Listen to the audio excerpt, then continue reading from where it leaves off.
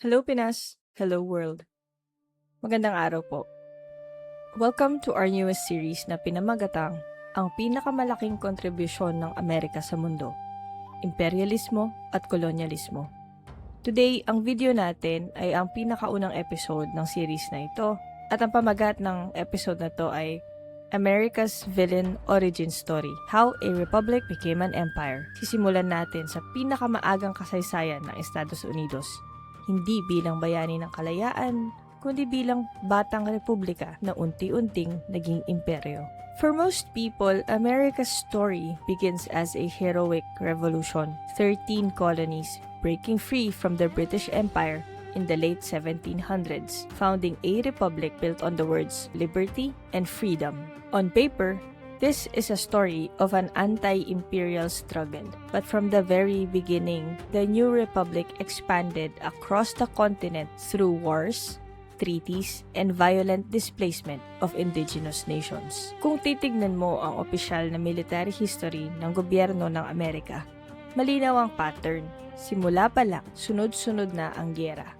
War of Independence, War of 1812, at iba't ibang kampanya laban sa ibang bansa at sa mga katutubong komunidad sa loob mismo ng kontinente. Sa bawat hakbang, ang paliwanag ay proteksyon, seguridad, o pagtatanggol sa kanilang karapatan. Pero ang resulta, mas malawak na teritoryo, mas malaking kapangyarihan, at tighter control sa lupa at sa mga tao.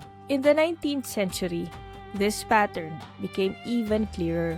The US fights Mexico and gains vast territories in the southwest. Later, it goes to war with Spain and emerges holding influence or control over places like Cuba, Puerto Rico, and the islands in the Pacific. Each time, the official language speaks of liberation and protection, but historians of imperialism and colonialism have shown how these moves have turned the US from a regional republic into a full-scale empire with colonies and quasi-colonies. The US government's own records confirm that formal declarations of war are very rare. Congress has declared war only 11 times since 1789, covering 5 conflicts: the War of 1812, the Mexican-American War, the Spanish-American War, World War I, and World War II. But if we dig deeper, the whole picture becomes much more scarier. A comprehensive dataset called the Military Intervention Project na ginawa ng mga researchers sa Tufts University nagbilang ng halos 400 US military interventions mula 1776 hanggang 2019, and more than half of these nangyari pagkatapos ng 1950. So yan ang pinakamalaking twist sa origin story ng Amerika. On the surface, only a handful of wars are declared, but underneath, there is a long, dense history of interventions, operations, landings, occupations, and covert actions carried out in the name of security, stability, or spreading freedom. The intervention dataset shows that more than a quarter of all US interventions have taken place in a post-Cold War period, when America was already the dominant global power and is no longer fighting for survival as a small republic. Kung tutuusin, parang may dalawang mukha ang Amerika. Yung isang mukha, republika ito na ipinanganak laban sa ibang imperyo, lumalaban sa Britanya at nagsasalita tungkol sa karapatan at demokrasya. Sa kabilang mukha, mabilis itong naging tagapagmana ng parehong imperial na ugali. Sila na ngayon ang kumukuha ng lupa, sila na ang nag-e-extend ng kanilang impluensya, at sila na ang gumagamit ng gyera at intervention para siguraduhin ang sariling interes sa loob at labas ng kanilang kontinente. In official rhetoric, the US presents its expansion as a mission to civilize, uplift, or stabilize others, especially in the late 19th and early 20th centuries. But ideological analyses of US justifactory rhetoric around the colonization of the Philippines show how words like education, civilization, and democracy were used to mobilize colonial rule with deep symbolic and material consequences for Filipinos. Sa Pilipinas, alam natin yung kwento,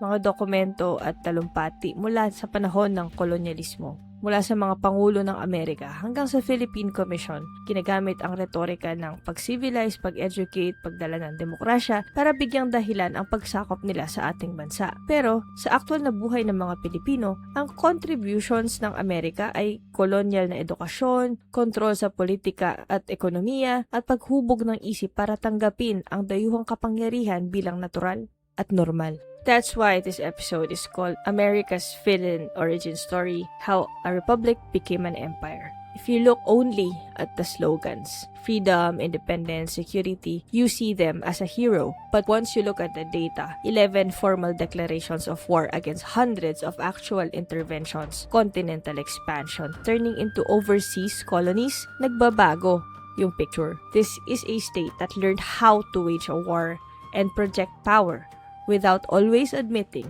it was at war. At kapag naintindihan mo ang origin story na to, mas madali mo makikita kung bakit ang contribution ng Amerika sa mundo. It's not really technology, it's not culture.